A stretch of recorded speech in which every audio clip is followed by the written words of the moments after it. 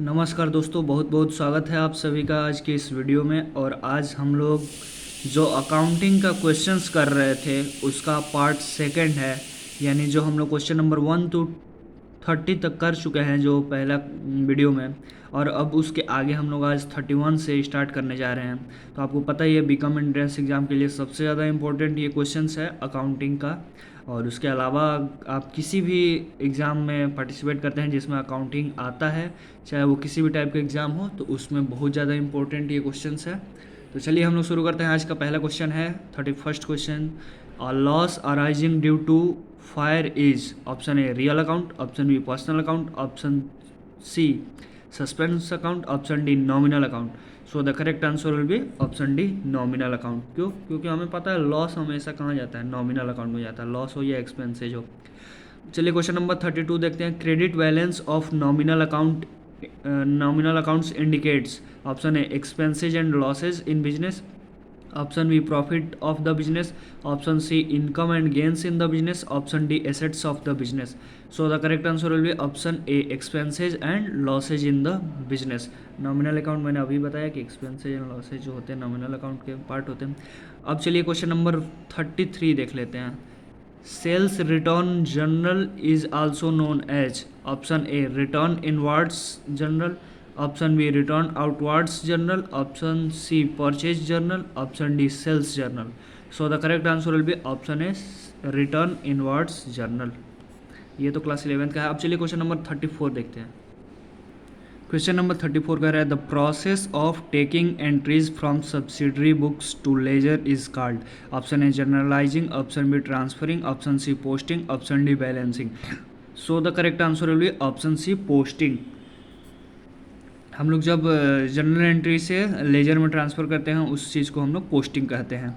चलिए question number 35 देखते हैं। Any differences in trial balance must be entered in option A capital account, option B suspense account, option C nominal account, option D drawing account. So the correct answer will be option B suspense account. अभी एक ऐसा ही question same हमने पीछे अभी देखा था, जो पिछले पार्ट में था, जो पिछले पार्ट में क्वेश्चन नंबर 1 to 30 था, उसी में देखे थे।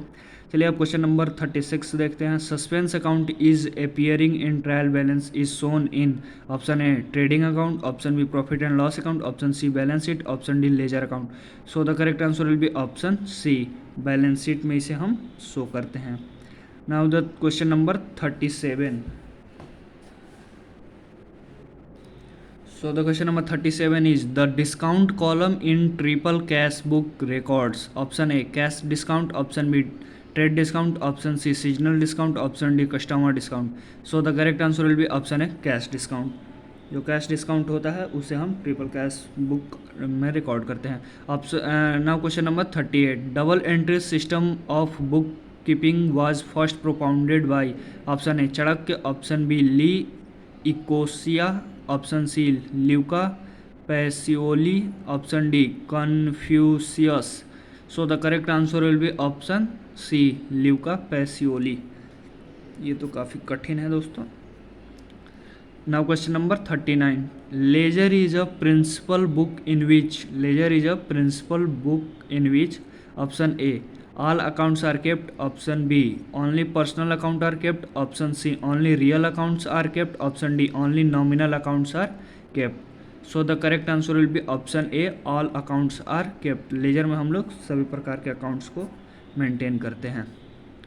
चलिए क्वेश्चन नंबर 40 देख लेते हैं। द बैलेंस ऑफ पेटी cash book is option A an asset, option B a liability, option C an income, option D an expenditure. So the correct answer will be option A an asset. The balance of petty cash book is an asset.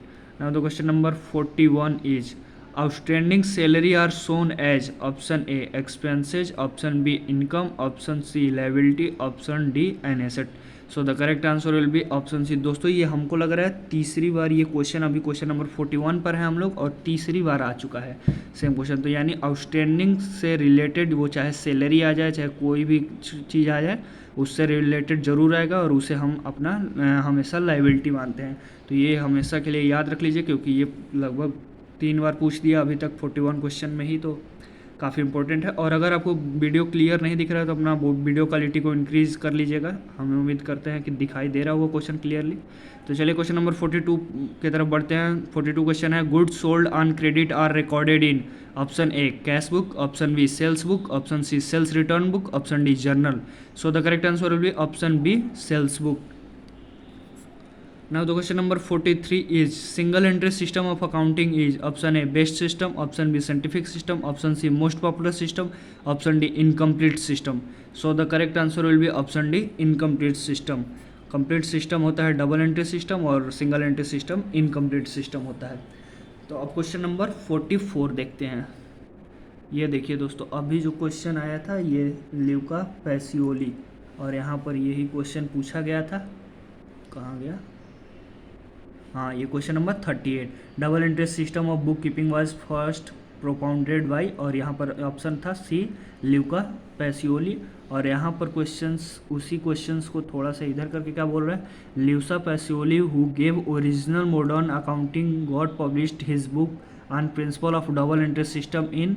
तो इसका correct जो answer होगा वो 44 का होगा, वो सी होगा 1494। लेकिन यहाँ पर एक सीखने वाली चीज़ ये है दोस्तों कि अगर आपको जैसे ऊपर नहीं आ रहा था तो फिर उसको अगर आपने उसको पहले छोड़ देना है और बाद में करना है। और बाद में करने से क्या फ़ायदा होगा कि आगे देख लिए इसका नाम, और इनके नाम देखने के बाद यहाँ पर आपको ये भी दिखाई दे दिया कि डबल एंट्री सिस्टम दिया है और क्वेश्चन भी ऊपर दिया था डबल एंट्री सिस्टम का। तो आपको पता चल जाएगा एक क्वेश्चन से ही, मतलब दूसरे क्वेश्चन से ही एक ऊपर के क्वेश्चन का आपको आंसर पता चल जाएगा। तो ऐसे करने से थोड़ा सा अपना दिमाग प्रेजेंट ऑफ माइंड यूज करेंगे तो काफ़ी हेल्प मिल जाता है। चलिए क्वेश्चन नंबर 45 देखते हैं। Book keeping is a system of recording this transaction of business. Option A economic, option B business, option C monetary, option D financial. तो book keeping is a system of recording this transaction of business, तो इसका correct answer होगा monetary, option C. Book keeping is a system of recording this business, हाँ monetary होगा। चलिए question number 46 देखते हैं। Question number 46 क्या कह रहा है, journal is a book of option A final entry, option B final accounts, option C original entry, option D ledger accounts. So the correct answer will be option C original account. जैसा कि हमने पीछे देखा भी था कि journal entry क्या होता है, पर जैसे कुछ भी होता है ट्रांजेक्शन तुरंत वो रिकॉर्ड कर लेता है ये, तो इसलिए ओरिजिनल एंट्री को ये रिकॉर्ड करता है, बाद में उसको लेजर में ट्रांसफ़र किया जाता है। अब क्वेश्चन नंबर 47 देखते हैं। Revenue is considered as being earned when option A cash is received, option B sale is effected, option C production is done, option D none of this. So the correct answer will be option B sale is effected. Now question number 48. The proprietor withdrew cash rupees 1000 for his personal use. The account is debited. The account to be debited. Option A capital account, option B drawing account, option C loan account of the proprietary, option D trade expenses account. So the correct answer will be option B drawing account. Drawing account होगा क्योंकि यहाँ पर सीधे दिया है withdrew किया है 1000, और पर्सनल यूज़ के लिए तो हमेशा पर्सनल यूज़ जब शब्द आ गया तो वो ड्राइंग हो जाता है। अब देखते हैं question number 49। An example of personal account is option A machinery account, नहीं होगा क्योंकि ये रियल अकाउंट होता है, purchase account, prepaid expenses account, stock account. So the correct answer will be option C prepaid expenses account, क्योंकि ये purchase account तो होगा नहीं और स्टॉक अकाउंट, हाँ prepaid expenses account will be the personal account. Now question number 50। Trial balance is option A ledger account, option B statement, option C list of debtors, option D list of creditors. So the correct answer will be option B यानी कि statement.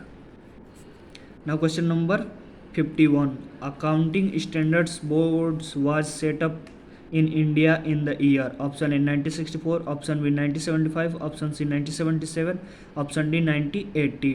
So the correct answer will be option C यानी 1977। दोस्तों ये date याद करना थोड़ा सा कठिन होता है, पर ऐसे कुछ ट्रिक लगा कर याद करिएगा आप लोग। अब चलिए क्वेश्चन नंबर 52 देखते हैं। The job of an accountant is, खाली स्थान दिया है, और in the nature. The job of accountant is and dash in nature. So option A analytical, option B clerical, option C routine, option D none of these. So the correct answer will be analytical. Accountant का जो job होता है वो analytical होता है, ना तो routine में होता है ना तो क्लरिकल होता है, और नॉन ऑफ दिस तो होता नहीं जल्दी। चलिए question number 53, which of the following item is treated as tangible fixed asset? Option A goodwill, option B land and building, option C trademark, option D. दोस्तों अगर ये क्वेश्चन आपको नहीं आ रहा है तो यकीन मानिए अकाउंट्स का अभी आप ABCD भी नहीं जानते। मतलब मैं किसी को वो टारगेट नहीं कर रहा हूँ, बट ये मतलब बहुत सिंपल है, ये सिंपल दिया गया है। आप ऐसे भी देखेंगे कि गुडविल और ट्रेडमार्क और कॉपीराइट ये बिल्कुल एक जैसा दिखाई देता है, और जो लैंड एंड बिल्डिंग है ऐसे ही दिखाई दे रहा है कि ये टेंजिबल एसेट है। तो सिंपली आंसर हो जाएगा, मतलब कैसे भी बहुत आसान है, ये सबसे आसान क्वेश्चन अभी तक का है। चलिए क्वेश्चन नंबर 54 देखते हैं, which of the following statement is correct? Option A accounting involves only the recording of business transaction, option B amount owed to outsider other than proprietor is called capital, option C debit means decrease in assets, option D accounting is the language of business. So the correct answer will be option D, accounting is the language of business.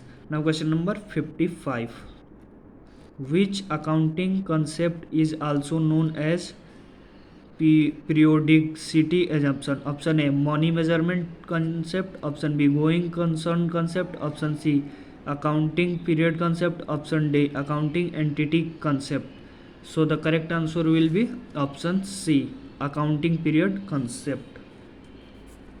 Now question number 56, revenue is generally recognized at the point of sale. Which principle is applied herein? Option A consistency, option B matching, option C revenue recognition, option D cost principle. So the correct answer will be option C, revenue recognition. Now question number 57. Question number 57 is, the assumption that a business enterprise will not be sold or liquidated in the near future is known as? Option A monetary unit, option B going concern, option C conservatism, option D periodicity. So the correct answer will be option B, going concern. Now question number 58, companies must prepare financial statements at least yearly due to assumption of, option A periodicity, option B cost benefit, option C conservatism, option D matching. So the correct answer will be option A, periodicity. Now the question number 59, following of WDV method of depreciating a particular asset year after year, state the name of the relevant accounting principle applied herein. Option A conservatism principle, option B materiality principle, option C full disclosure principle, option D consistency principle.